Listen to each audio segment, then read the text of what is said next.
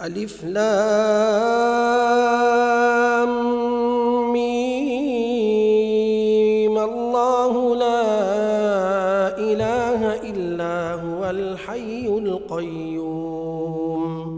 نزل عليك الكتاب بالحق مصدقا لما بين يديه وأنزل التوراة والإنجيل من قبل هدى للناس وأنزل الفرقان. إن الذين كفروا بآيات الله لهم عذاب شديد والله عزيز ذو انتقام. إن الله لا يخفى عليه شيء في الأرض ولا في السماء.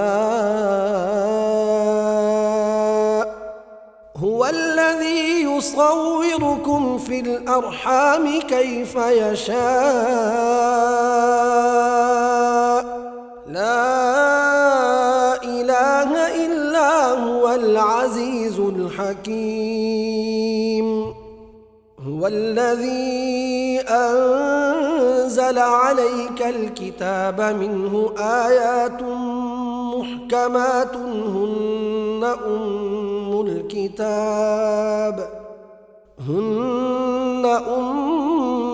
الكتاب وأخر متشابهات.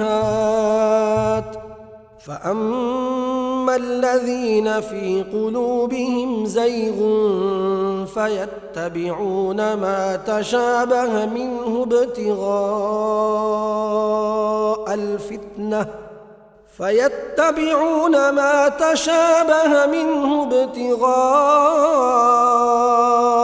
الفتنة وابتغاء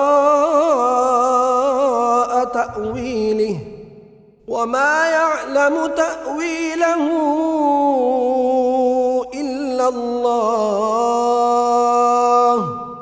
والراسخون في العلم يقولون آمنا به كل من عند ربنا وما يذكر إلا